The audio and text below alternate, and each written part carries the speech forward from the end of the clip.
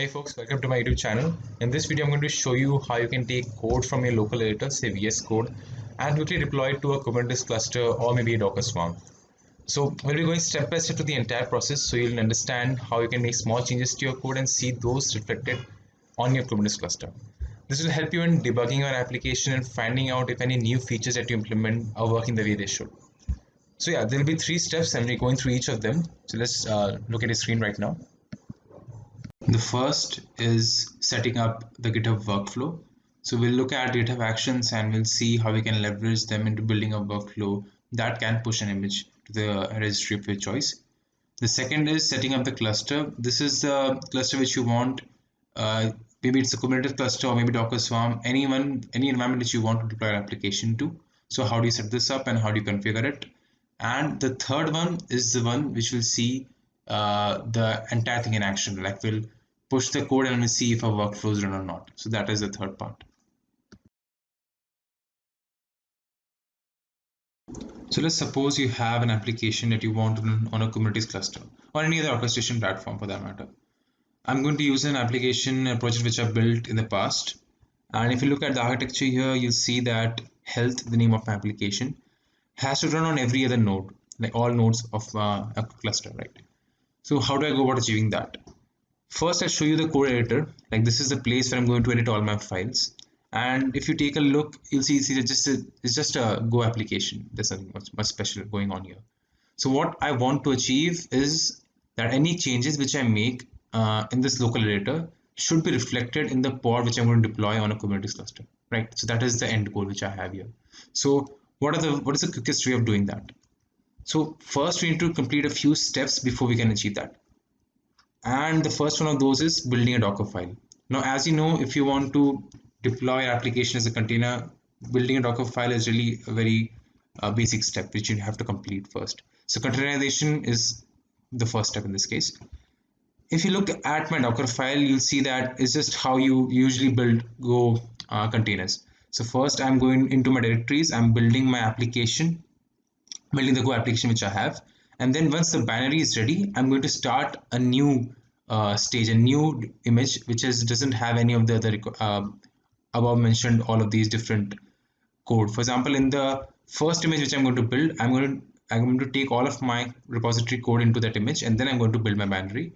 But once it's built, I can just create a new image and do not have any of the other code which I had in the first image and just take the binary here. So this is an advantage of the Go language, that you can just take a binary and run it independently of the code.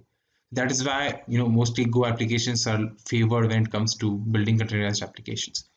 So that's just one of the details which I had to point out. So once the Docker file is ready, then you can go ahead and create workflows, GitHub Actions, right? So this is how you can automate all of your workflow here. So I'll just show you a file which I wrote, the workflow file. So as you observe, it will be executed when I push to the main branch, right? So this is a detail which I've presented here.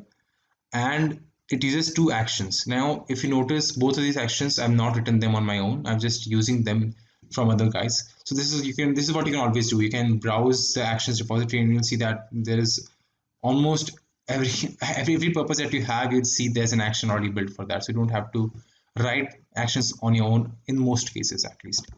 So these 2 actions, the first one checks out the code. Now this action will make your code available to the GitHub workflow. And the second one, this is the one which does all the heavy lifting. It builds your image. So what it does is it takes Docker file in your repository and then it's going to build the image out of it. And after that, it's going to push to a particular registry which you have. So in my case, the registry which I'm going to use is Docker Hub. So I'll just show you the profile. So if you don't have a profile on Docker Hub or any other registry, you need to create one. You can also have those on Azure, Google, all of those have a repository which can host your images. So for me, I just use Docker Hub sometimes. So this is the image which I built, wjs/health. This is the name of the image. Now, how do I do that? Let's look over the arguments which I provide to this action. So this is the name which you saw on the other tab. So I have to specify by what name I should push this image. And then is a tag which will be used on every push. Registry is just specifying what registry I'm going to use. Here I'm using Docker Hub. And if you notice, I have supplied Docker username and Docker password, right? And I've used secrets for doing that because it's not advisable at all to have your sensitive information on public code, right, on GitHub. So how do you go about using secrets? So you just need to go to the settings of a repository. So I'll head over to that tab. And if you go down here, you'll see the option for secrets.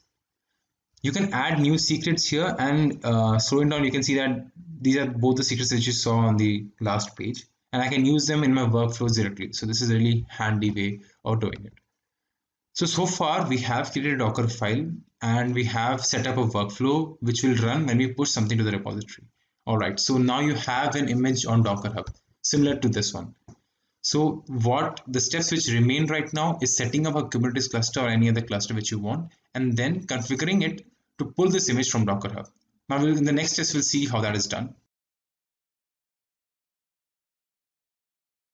So for creating a Kubernetes cluster, I'm going to use Azure, and it has a managed Kubernetes service by the name of AKS, Azure Kubernetes Service.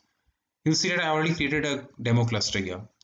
Now I'll just head over to the Cloud Shell and see if I can connect to, I already have connected to this particular cluster, and to find ways in which you can connect, you can just click on this tab here. It will show you the commands that you need to run.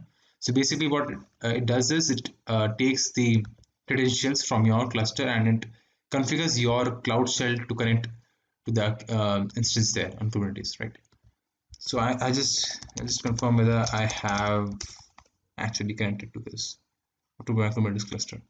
Yeah, so it runs. So I can see that it's pretty bad condition, 420 restarts. Oh man. So yeah, ultimately I do have a connection to this thing. I'll just first quickly delete this particular pod which I have in this case. So it's deleted for now. Now we'll see how we are actually building this application. So I'll just I'll show you the YAML file which I have here. So if we just expand this, yeah, best. So just ignore all of these things for now. All I need to show you is the image part, the spec. So if you observe here in the container which I'm going to use, I'm specifying the image as wj/health and the latest tag. So now this is really important. The tag which I'm going to use is latest, and all the new images which I'm going to push to the Docker Hub will be with the same tag. So whenever any push happens, and if I restart my pod, if I delete this pod and I start it again, then the new pod will have the newer version of the image. So all I have to do ultimately is push from my code editor. The workflow automatically builds my image and pushes it to the Docker Hub. And the next step which I have to manually do is delete my pod and then create a new one. If I had a deployment, on the other hand, I would have just created a command. It basically does the same. In the case of a deployment, you can use rollout to roll out your new version without affecting your service. So just a small detail which I have. So yeah, if I so that is how you can automate your entire process, right? So I'll go over to my code editor. I already created a sample commit there, and we'll push that commit and see if we can see the workflow in action, right? Yeah, so we go over there. The commit has already been done. This is the addition which I made here.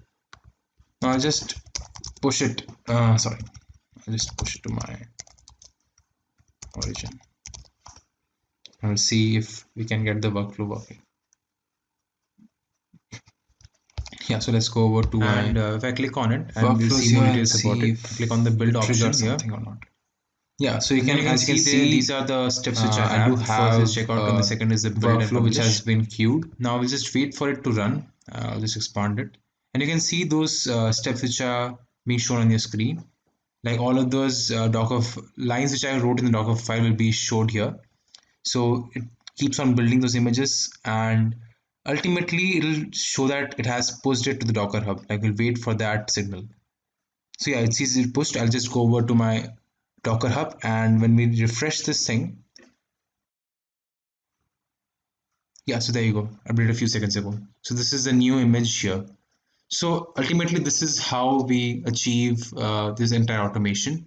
I hope you enjoyed the video.